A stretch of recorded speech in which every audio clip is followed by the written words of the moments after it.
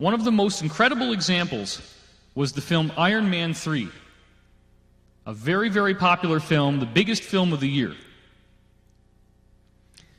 In that film, you have people who are infected with some sort of human enhancement virus that leads to them having redness appear on their skin. They're like demonic beings.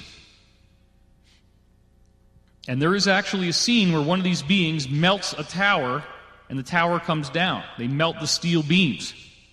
A vague but definite allusion to 9/11. You have a president who clearly was meant to look like George W. You have a vice president who clearly is supposed to look like Dick Cheney. And the punchline at the end of this movie, again, you can clearly trace that it was financed by the DOD, that it promotes the DOD. Iron Man has this smart suit that could very well be something similar to things that already exist, or at least maybe some degree of that. So that would be a really cool thing, to join a military in the future where you have a suit like Iron Man. And the point is that at the end of the movie, the Vice President of the United States is the one who financed a terrorist to attack the United States. A man played by Ben Kingsley, who was obviously supposed to be bin Laden. This was the biggest film of the year. So when people tell me that there's no credence in the idea that there is an alliance, I say, bullshit. Go watch these movies. Go watch the movie Captain America: The Winter Soldier. It's unbelievable. The first Captain America movie had some interesting things in it, a few things. Nowhere near like what's in the second one.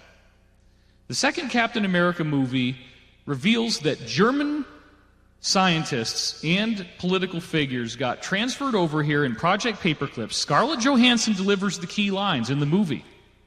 When at the exact midpoint of the movie, they end up in some German supercomputer left over from World War II that talks to them, and they use the cool whirling things of the supercomputer as a visual to kind of pad the fact that they're doing a lot of exposition. The hardest thing to do in a Hollywood screenplay is to give a whole bunch of information verbally in a short time and still make it exciting. That's called exposition.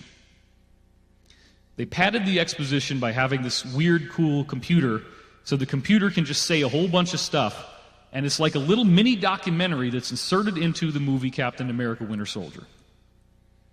And that computer reveals that Germans were brought over here in World War II, Project Paperclip, and in the movie they have a group that is called Hydra, and Hydra is a secret Nazi faction in the United States that includes senators and congressmen.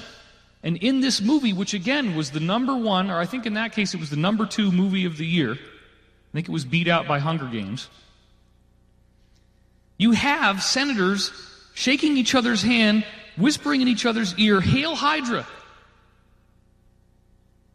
This is totally real. It's a film that cost God knows how, $120, $150 million to make. It happened. So don't tell me that there's no alliance. The whole frickin' film ends with Hydra being publicly exposed in a WikiLeaks type of data dump. And then you have Scarlett Johansson speaking on behalf of the intelligence services saying, "You guys are going to need us to fight this thing."